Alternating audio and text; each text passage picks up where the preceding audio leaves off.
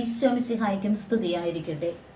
ഇന്ന് ദിമേസ്യ സന്യാസ സഭാ സ്ഥാപകനായ ആദരണീയനായ ആന്റണി പഗാനിയച്ചൻ്റെ തിരുനാളിനൊരുക്കമായുള്ള നവനാൾ നൊവേന ആരംഭിക്കുകയാണ്.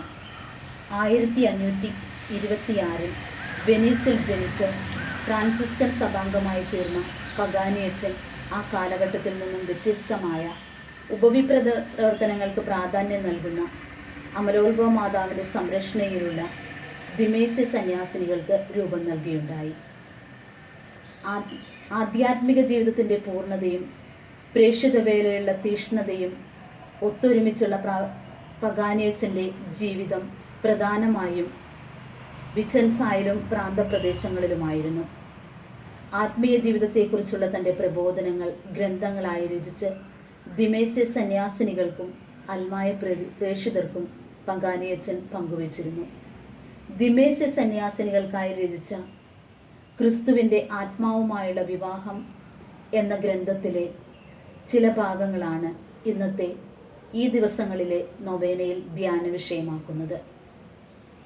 പഗാനിയച്ചൻ്റെ പ്രബോധനങ്ങൾ എല്ലാവർക്കും ഉപകാരപ്രദമായി തീരട്ടെ എന്ന് അതിയായി ആഗ്രഹിക്കുകയും അതിനായി പ്രാർത്ഥിക്കുകയും ചെയ്യുന്നു.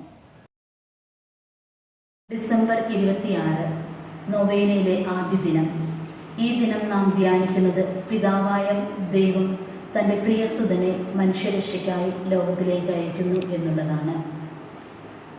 ക്രിസ്മസ് ദിനങ്ങളിലായിരിക്കുന്ന നാം പുൽക്കൂട്ടിലെ ഉണ്ണിയേശുവിലും ദർശിക്കുന്നത് ഈ വസ്തുത തന്നെയാണ്.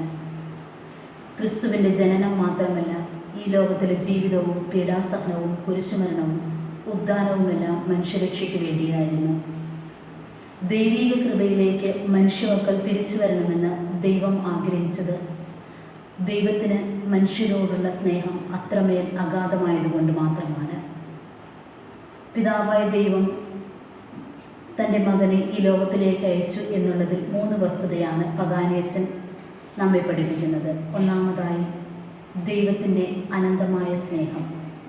മനുഷ്യമക്കൾക്ക് സ്വന്തം പരിശ്രമത്തിലൂടെ തങ്ങളുടെ പാപങ്ങൾക്ക് പരിഹാരം ചെയ്ത് രക്ഷ പ്രാപിക്കുവാൻ കഴിയില്ലെന്ന് കണ്ട ദൈവം മനുഷ്യനെ രക്ഷിക്കുവാൻ കരുണയോടെ മുൻകൈയെടുത്തു. രണ്ടാമതായി, ഈ ദൗത്യത്തിനായി രക്ഷകനെ ലോകത്തിലേക്ക് അയക്കുന്നു. യേശുക്രിസ്തു തൻ്റെ മനുഷ്യാവതാരത്തിലൂടെ ഈ ലോകത്തെ രക്ഷിക്കുവാനായി സ്വയം പാപപരിഹാര ബലിയായി സമർപ്പിച്ചു. മൂന്നാമതായി, യേശുക്രിസ്തുവിലുള്ള മനുഷ്യരുടെ പുതുജീവിതം. രക്ഷാകര കർമ്മത്തിലൂടെ മനുഷ്യർക്ക് പുതുജീവൻ ലഭിക്കുകയും നിത്യജീവിതത്തിന് അർഹരാകുകയും ചെയ്തു. പഗാനിയച്ചൻ്റെ ഈ പ്രബോധനങ്ങൾ നമ്മെ ഓർമ്മപ്പെടുത്തുന്നത് ഇത്രമാത്രമാണ്.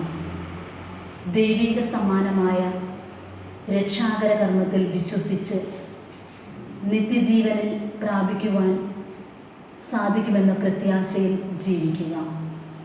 പഗാനിയച്ചൻ്റെ ഈ ഉപദേശങ്ങളെ നമുക്ക് ജീവിതത്തിൽ പ്രാവർത്തികമാക്കാൻ പരിശ്രമിക്കാം.